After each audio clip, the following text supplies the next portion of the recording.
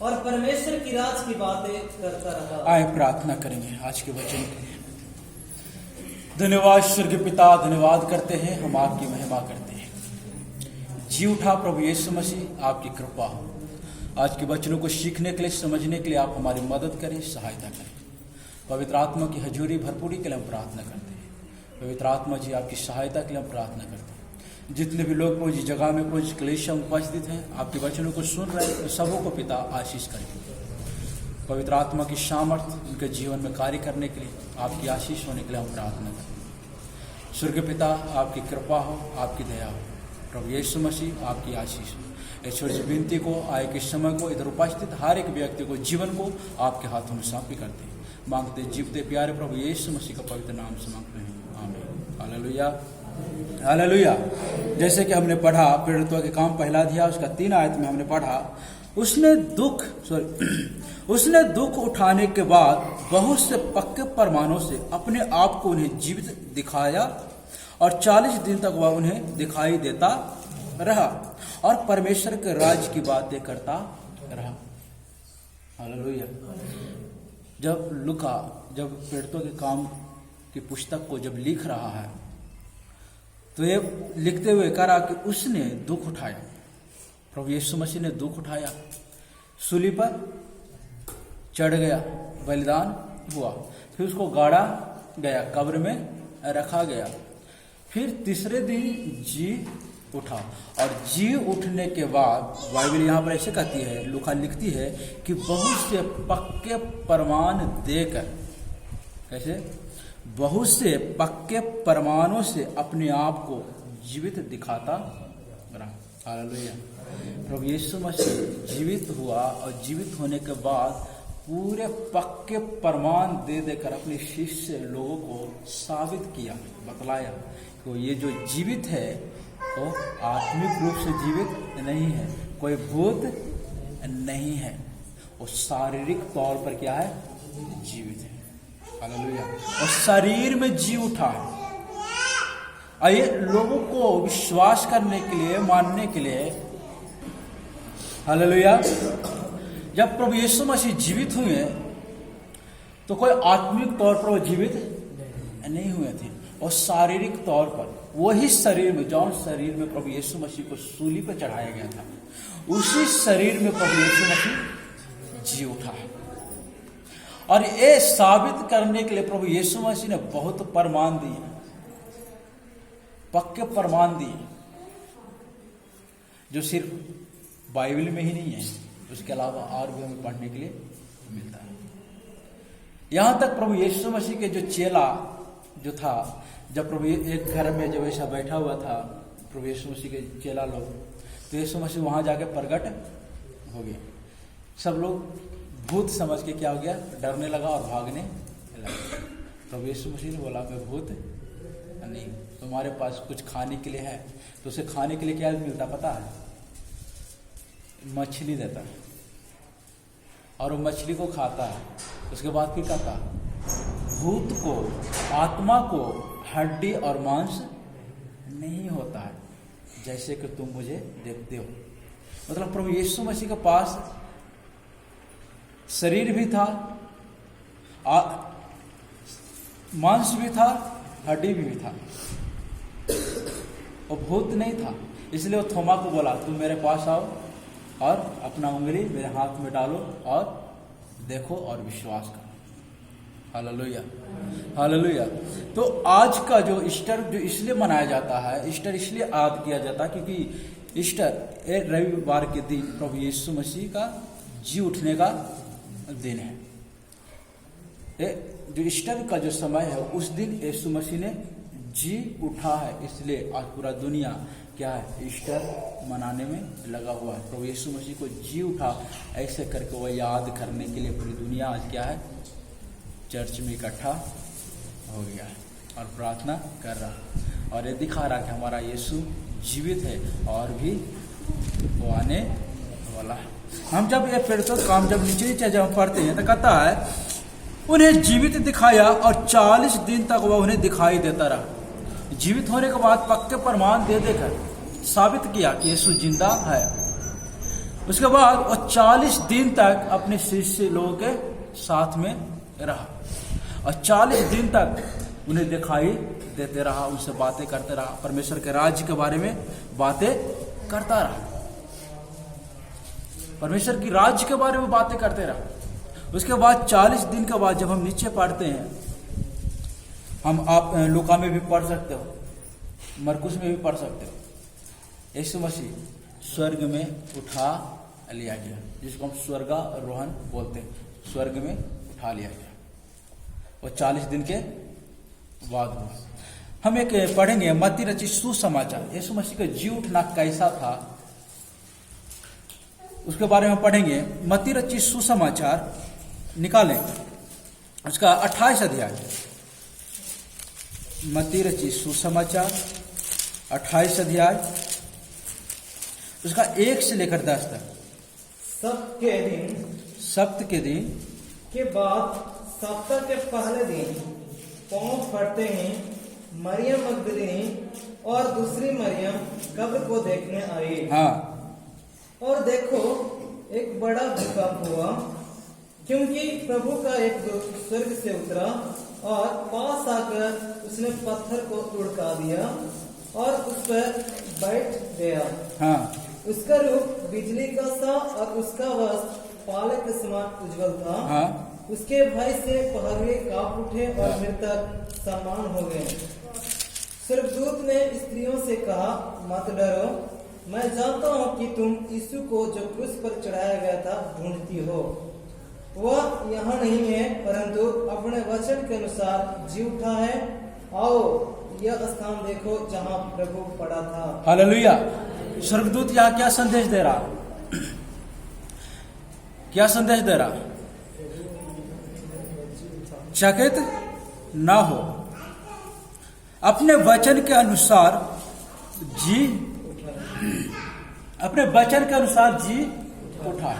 प्रभु यीशु मसीह ने बोला था, क्या बोला था?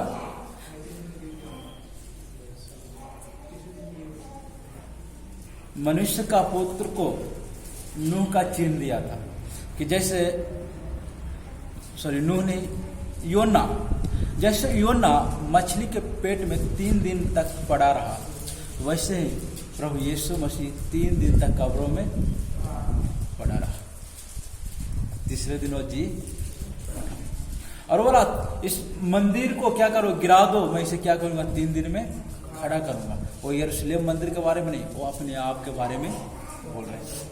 तो यहाँ पर वही लिखा कि अपने वचन के अनुसार, अपने कहे हुए वचन के अनुसार उसने क्या हुआ, जी उठा है, और वो यहाँ नहीं है। और जो पहरा देने वाला पहरुए था, जो सैनिक था, ये स्वर्गदूत को देखकर, ये भूकंप को देखकर वो क्या हो गया, मारा सा वो जमीन पर पड़ गया और कुछ लोग भाग गया। Hallelujah, hallelujah. एक कथा और कहानी नहीं है। देखिए, अब जब हम उसको नीचे से जब पढ़ते हैं 27 से, तब हमें पता चलता है 27 से, तब हाकिमों के सिपाहियों ने यीशु को किले में ले जा, उसका 8 से 11 से पढ़ेंगे। वे जा ही रहा था कि पहरुए में से कुछ ने नगर में आकर पूरा हाल प्रधान याजकों से कह सुनाया। तब उन्होंने पुरानियों के साथ इकट्ठे होकर सम्मति की और सिपाहियों को बहुत चांदी देकर कहा, यह कहना कि रात को जब हम सो रहे थे तो उनके चेले आकर उसे क्या ले गए, चुरा ले गए। और यदि यह बात हाकिमों के कान तक पहुंचेगी तो हम उससे समझा लेंगे और तुम्हें जोखिम से क्या करेंगे, बचा लेंगे। अतः उन्होंने रुपये लेकर जैसा सिखाए गए थे वैसा ही किया। यह बात आज तक यहूदियों में क्या है, प्रचलित है। आज तक यहूदी लोग यही समझता कि यीशु मसीह जी उठा नहीं है। आज तक वो समझता कि यीशु मसीह का चेला लोग क्या आया है और उसी सबको क्या किया है, चुरा कर लेके चला गया। आज तक ये प्रचलित है। आज बहुत सारी यहूदी है जो यीशु मसीह को विश्वास नहीं करता। हालेलुया। यहां पर हम देख रहे हैं यीशु मसीह जी उठा। फिर तो काम में लुका लिख रहा को पक्के प्रमाण दिया को जीवित है। वो खाकर भी बताया। वो थोमा को बोला अपना हाथ लाओ, मेरे पंजर में क्या करो, छेदे हुए हाथ में डालकर देखो, मैं वही हूं। लेकिन तो भी जो पुराने लोग था जिन्होंने यीशु मसीह को क्रूस पर चढ़ाने के लिए झूठा आरोप लगाया था, वो पुराने लोग सिपाहियों को क्या बोला, सिपाही जाके सच्चाई बोला, यीशु जी उठा है और हमने ये घटना देखा है। लेकिन ये लोग क्या बोला, अगर ये बात अगर हम जो हमारा जो मेन है उसके ऊपर जो हाकिम है, अगर हाकिम को पता चलेगा तो बहुत ही दिक्कत होगा, बहुत ही परेशानी होगा। इसलिए क्या किया, पहरुए के कुछ चांदी के सिक्के दिया और उसको बोला, कहना कि उसका चेला क्या किया है, चुरा के लेके चला गया। हालेलुया। आज भी यही हो रहा है। आज यीशु मसीह के बारे में लोगों को सच्चाई बताने के लिए जाओ, अलग अलग बातें बोलकर क्या करेगा, आपको बोलती बंद करेगा और सुनने के लिए नहीं चाहेगा। उस समय भी यही था। Hallelujah, hallelujah. यीशु जी उठा। और जब हम उसके बारे में जब हम पढ़ते हैं, आप मरकुस में भी जाके पढ़ सकते हो, 16 अध्याय 1 से लेकर 10 तक। लूका 24 अध्याय उसका 1 से लेकर 12 तक पढ़ सकते हो। यूहन्ना रचित सुसमाचार 20 अध्याय उसका 1 से 10 तक आप पढ़ सकते हो। ये सारी जगह में यीशु मसीह के जी उठने के बारे में लिखा हुआ। अब घर में जाकर इसको अच्छा सा आप जरूर पढ़े, आपको बहुत कुछ यहाँ से सीखने के लिए मिलेगा। हमारे पास उतना समय नहीं है कि हम सब आपको पढ़ के हम सुनाएं, इसलिए हम एक बात हमने एक अध्याय अपने हम आपको पढ़ के सुनाया है। हम निकालेंगे, पढ़ेंगे रोमियो को पत्री 6 अध्याय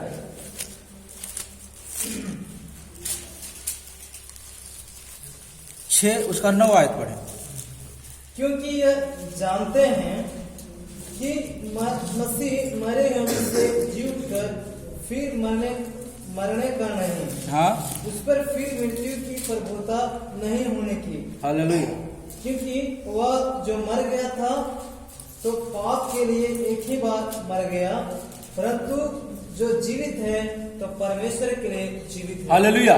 यहाँ वास्तव में यहाँ पर कहता है, क्योंकि यह हम जानते हैं कि मसीह मरे हुओं में से जी उठकर फिर मरने का नहीं। प्रभु यीशु मसीह ने एक बार मृतकों में से जी उठा, फिर उसे दोबारा मरने की आवश्यकता नहीं, क्योंकि अब वो जो जीवित है वो परमेश्वर के लिए जीवित है। प्रभु हम जब पुराने नियम पढ़ते हैं, एलियाह ने भी क्या किया, एक विधवा के बेटा को जिंदा किया, लेकिन वो जिंदा हुआ, फिर जैसे वो जीवन पहले बिताता था वैसे वो जीवन बिताया, फिर वो एक दिन फिर वो दोबारा मर गया। फिर एलीशा ने भी एक धनी स्त्री के बेटे को जिलाया, वो भी एक नॉर्मल जीवन जैसे जीता था वैसे जीवन बिताया, फिर वो भी एक दिन मर गया। फिर हम यीशु मसीह में देखते हैं, यीशु मसीह भी 3 मुर्दों को जिलाया, एक विधवा के बेटा को जिलाया, एक याईर की बेटी को जिलाया, और तीसरा अपने दोस्त अपने मित्र लाजर को जिंदा किया। इतना लोगों को जिंदा किया, फिर वो लोग नॉर्मल जिंदगी जिया, जैसे जीवन बिताता वैसे जीवन जिया, फिर वो एक दिन वो भी मर गया।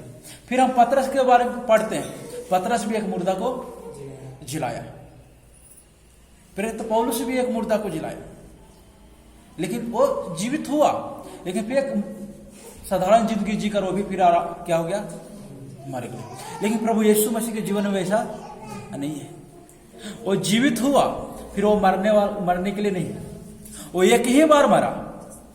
बाइबल क्या कहती है, मसीह मरे हुए में से जी उठकर फिर मरने का नहीं, उस पर फिर मृत्यु की प्रभुता नहीं होने की, उस पर फिर दोबारा मृत्यु का कोई प्रभुता नहीं है। नीचे कहता है, क्योंकि वह जो मर गया तो पाप के लिए एक ही बार मर गया। वो जो मर गया वो एक ही बार मरा, पाप के लिए मरा। किसके पाप के लिए? हमारे लिए, हमारे जगह में मरा, ताकि हमारा छुटकारा हो जाए, हमें हमारे पापों से मुक्ति मिल जाए। एक ही बार वो मरा, उसके बाद फिर दोबारा उसको मरने की आवश्यकता नहीं है। और बाइबल कहती है, जो जीवित है तो परमेश्वर के लिए जीवित है, और जो जीवित है वो परमेश्वर के लिए जीवित है। और वो मसीह आज वो जो मसीह जीवित है वो मनुष्य और परमेश्वर के, हालेलुया, आज जो प्रभु यीशु मसीह जीवित है तो मनुष्य और परमेश्वर के मध्यस्थता के लिए जीवित है। Hallelujah, hallelujah. और वो हमें और कुरिन्थियों के पत्री 15 अध्याय उसका 54 आयत पढ़ते हैं। कुरिन्थियों 15:54।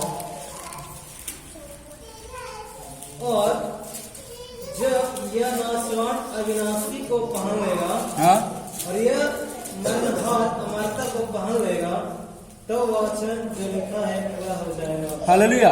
और यह नाशवान अविनाश को पहन लेगा और मरणहार अमरता को पहन लेगा, तब वह वचन जो लिखा है वो क्या हो जाएगा? पूरा हो जाएगा। कौन सी वचन? जय ने क्या किया? मृत्यु को निगल लिया। जय ने मृत्यु को निगल लिया। हालेलुया। जो प्रभु यीशु मसीह का जो शरीर था वो अमरता शरीर था, और नाशवान शरीर नहीं था, इसलिए उसे दोबारा मरने की शक्ति नहीं। एक वैसा शरीर था जो महिमा से भरा हुआ शरीर था, उसे अंदर बाहर जाने के लिए दरवाजा खोलने की आवश्यकता नहीं है। एक वैसा शरीर था। अब मन में आएगा कि ऐसा कैसे हो सकता? शरीर रहते हुए अंदर बाहर कैसे जा सकता? हम देखते हैं जब थोमा, यूहन्ना किताब में आप पढ़ने के लिए मिलेगा 20 अध्याय में, जब चेला लोग जब बैठा हुआ था तो सब किवाड़ बंद करके बैठा हुआ था, यहूदियों के डर से बैठा हुआ था। लेकिन यीशु मसीह उसके बीच में क्या हो गया? प्रगट हो गया। प्रगट हुआ तो वो डर से भागने लगा कि कौन है? भूत है। लेकिन जब वही यीशु मसीह बोला अपने शिष्य को कि तुम आओ, अपना हाथ क्या करो मेरे, अपना उंगली मेरे छेदे हुए हाथ में डालो, मैं पंजर में देखो, मैं वही हूं। हालेलुया। तो प्रभु यीशु मसीह का जो शरीर था एक नाशवान, नाश ना होने वाला अविनाशी शरीर था, अमरता शरीर था। हालेलुया। जब फिलिपियों के पत्री 3 उसका 2 पढ़ते हैं, 3 के 2, फिलिपियों, हाँ 21 पर 21, 3 के 21। वह अपनी शक्ति के उस प्रभाव के अनुसार, हाँ, जिसके द्वारा वह सब वस्तुओं को अपने वश में कर सकता है, हमारी दीनहीन देह का रूप बदलकर अपनी महिमा की देह के अनुकूल बना देगा। हालेलुया। और यहाँ पर वचन का था, प्रभु यीशु मसीह का था, वैसे ही जैसे प्रभु यीशु मसीह का शरीर था, महिमा से भरा हुआ शरीर था, वैसे ही हमारा शरीर को भी बना देगा। हालेलुया। ये दीनहीन, क्या लिखा? दीनहीन देह रूप बदलकर अपनी महिमा की देह के अनुकूल क्या करेगा? बना देगा। ये मरणहार शरीर को वो प्रभु यीशु मसीह क्या करेगा? अपने जैसा बना देगा। हम एक पल में कहीं भी आ जा सकते हैं। और मृतकों में से जी उठने में वो पहला उठा है। आप उसका 15 अध्याय, पहला कुरिन्थियों में वापस वहां जा, 15 अध्याय और उसका 15 के 20 पढ़ें। परंतु सचमुच मसीह, हाँ, मुर्दों में से जी उठा है, हाँ, और जो सो गए हैं उनमें वह पहला फल हुआ। हाँ, कहता सचमुच मसीह मुर्दों में से जी उठा है और जो सो गए हैं उनमें वह पहला फल हुआ।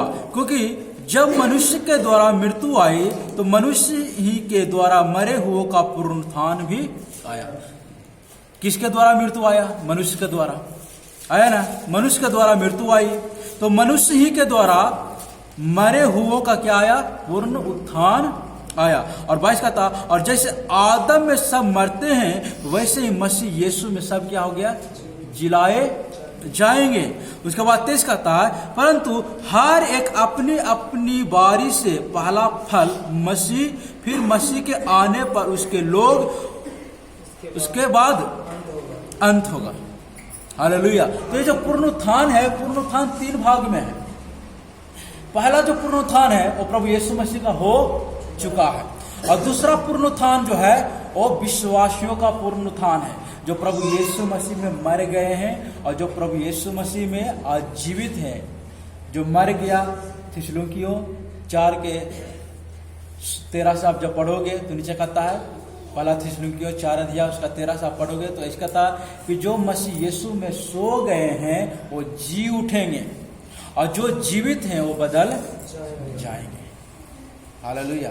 तो पहला फल कौन है? मसीह यीशु। और दूसरा फल विश्वासी, जो मसीह यीशु के ऊपर विश्वास करता है। दोनों का शरीर, विश्वासियों का शरीर भी कैसा होगा? सेम जैसा मसीह यीशु का शरीर है। उसके बाद तीसरा फल न्याय का पुनरुत्थान है। अंतिम पुनरुत्थान न्याय का पुनरुत्थान है। ये जो अंतिम पुनरुत्थान है वो किसका है? जो यीशु मसीह के ऊपर विश्वास नहीं करता है, जो यीशु मसीह को प्रभु कहकर अंगीकार नहीं किया है, जो बिना प्रभु यीशु मसीह के ऊपर विश्वास किए हुए मर गया है या जीवित है, उसका है अंतिम पुनरुत्थान। अरे अंतिम पुनरुत्थान न्याय का पुनरुत्थान है। न्याय के लिए उसका पुनरुत्थान होगा। कभी समय मिलेगा तो पुनरुत्थान के बारे में हम अच्छा से हम सिखलाएंगे। तो मसीह क्या है? पहला पुनरुत्थान है। Hallelujah, hallelujah. अब बाइबल बताती है हम भी क्या होंगे? उसी के समान होंगे। और विश्वासी क्या है? दूसरा पुनरुत्थान। दूसरा फल है पुनरुत्थान का। दूसरा फल विश्वासी है, पहला फल मसीह यीशु है।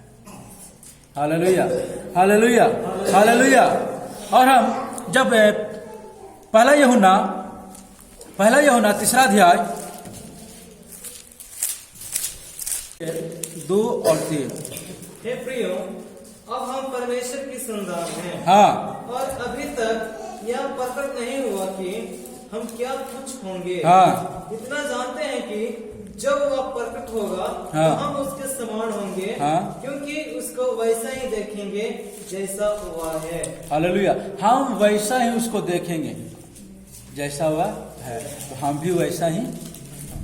बाइबल यहाँ पर यूहन्ना लिखते हुए कहता है, हे प्रियो, अब हम परमेश्वर की क्या है? संतान है, और अभी तक यह प्रकट नहीं हुआ कि हम क्या कुछ होंगे। इतना जानते हैं कि जब वह प्रकट होगा तो हम उसके समान होंगे। हम उसके समान होंगे। और जो कोई उस पर यह आशा रखता है वह अपने आप को वैसा ही पवित्र करता है। हाँ। जैसा वह पवित्र है। हालेलुया। और जो उस पर आशा रखता है वो अपने आप को क्या करता है? पवित्र करता है। Hallelujah, hallelujah. आपको यह आशा है कि हम भी मसीह के समान होंगे। हालेलुया। और जिसका आशा है, बाइबल कहती है, वो अपने आप को क्या करता है? पवित्र करता है। जो ये आशा रखता है, ये जो आशा करता है कि हम मसीह के समान होंगे, हम जी उठेंगे, हमारा भी पुनरुत्थान है, वो अपने आप को क्या करता है? पवित्र करता है। Hallelujah, hallelujah. यहूदियों में 2 लोग था, एक यहूदी और एक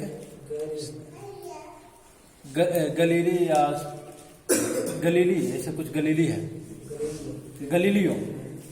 यहूदी लोग विश्वास करता था कि पुनरुत्थान है, जो मर जाता है उसका पुनरुत्थान है।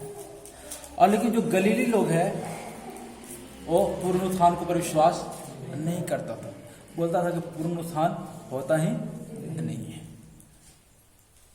तो उसी को समझाने के लिए, उसी को बताने के लिए पहला कुरिन्थियों 15 अध्याय लिखा गया है। अब 15 अध्याय, पहला कुरिन्थियों 15 अध्याय 1 से लेकर आप पूरा पढ़ें। पुनरुत्थान क्यों जरूरी है, बहुत ही अच्छी तरह से समझाया गया है। पुनरुत्थान एक वास्तविक है, हालेलुया, हालेलुया। और बाइबल बताती है, बाइबल हमें आश्वासन देते हैं कि हम भी उसके समान ही होंगे, हम में कोई परिवर्तन नहीं होंगे। जैसा मसीह यीशु है वैसा ही हम भी मसीह यीशु के समान ही होंगे। आप जब दानियल की किताब, जब 12 अध्याय, दानियल नबी की किताब 12 अध्याय, वो 12 के 3 जब आप पढ़ेंगे,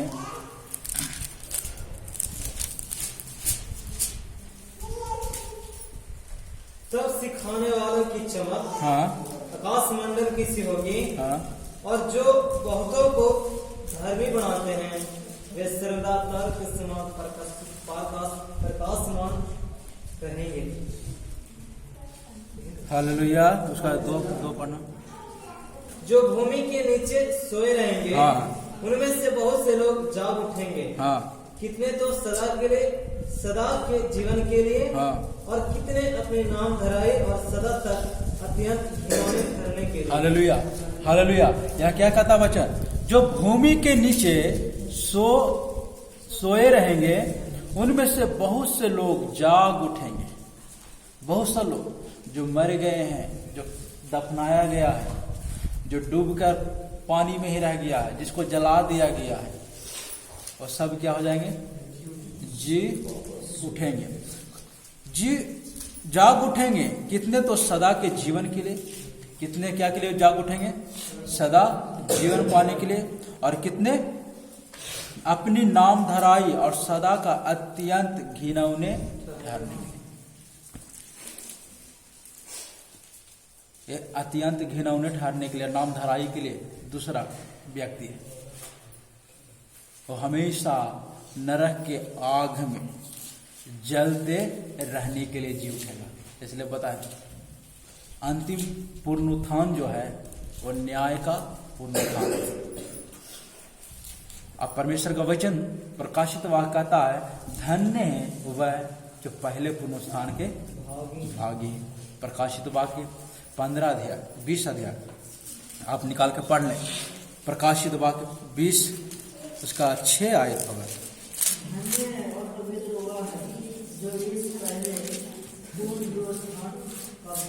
हाँ,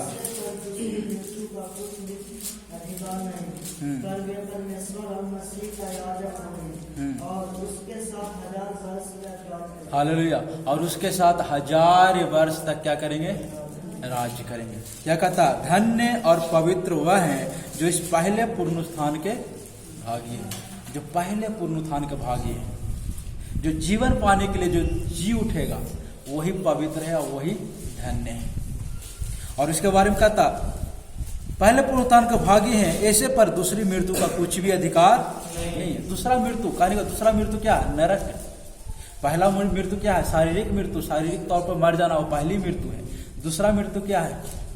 जब हमें परमेश्वर हमें जिंदा करके, हम भी अगर हम परमेश्वर पर विश्वास नहीं करेंगे तो परमेश्वर हमें जिंदा करके फिर हमें वही शरीर में क्या करेगा?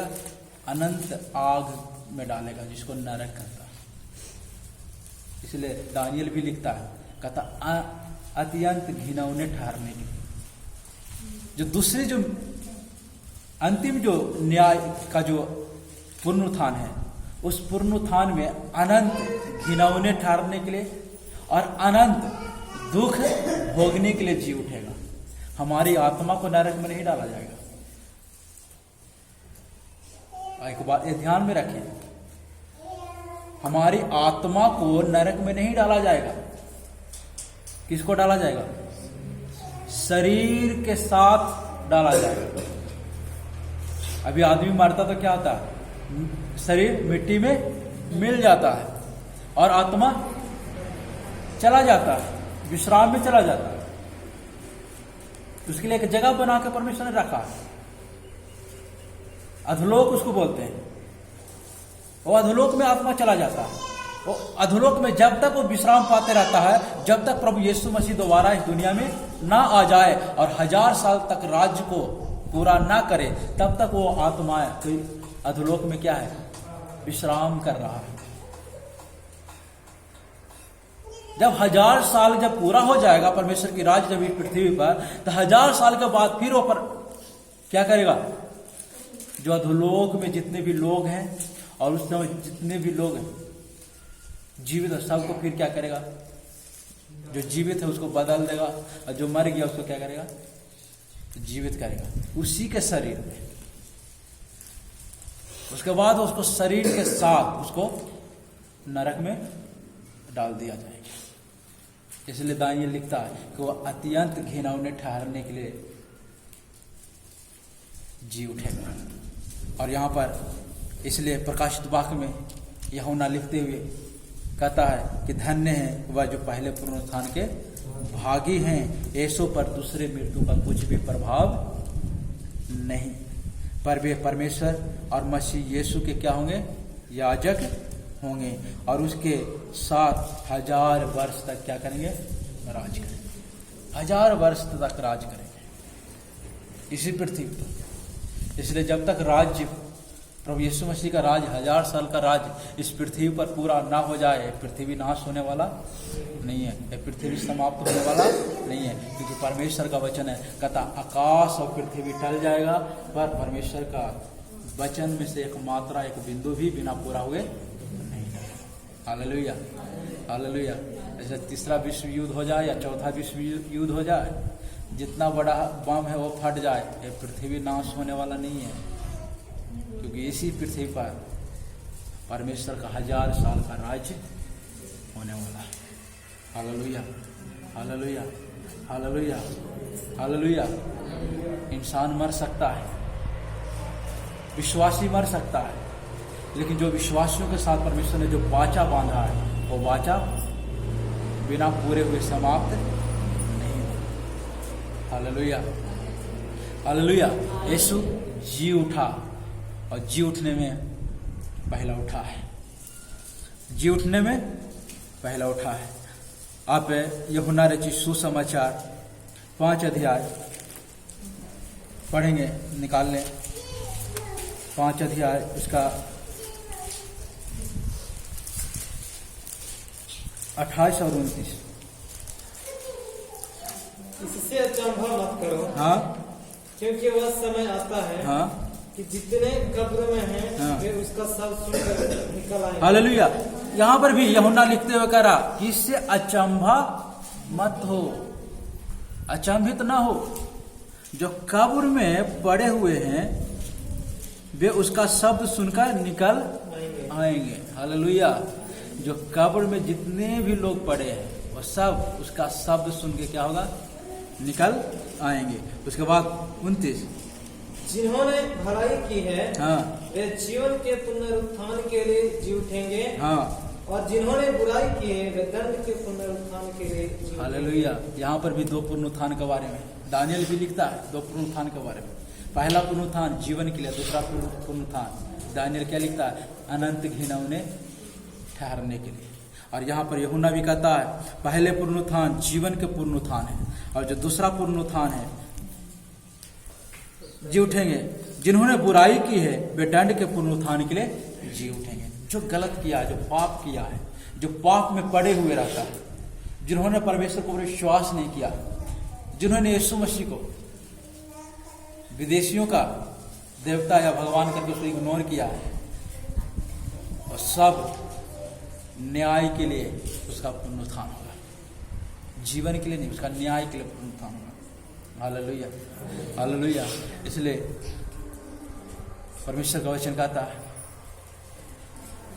यूहन्ना रचित सुसमाचार 11 अध्याय उसका 25 आयत पढ़ोगे तो वहां लिखा पुनरुत्थान और जीवन मैं हूं। प्रभु यीशु मसीह पुनरुत्थान और जीवन, और कोई दूसरा नहीं है। आए प्रार्थना करें। आज पूरा दुनिया ईस्टर मनाने में लगा हुआ है, लेकिन इस सच्चाई को कितने लोग जानता है कि यीशु मसीह जी उठा तो हम भी जी उठने वाला है, हम भी यीशु मसीह के समान होंगे। इस सच्चाई को कितने लोग जानता है? बहुत कम लोग हैं।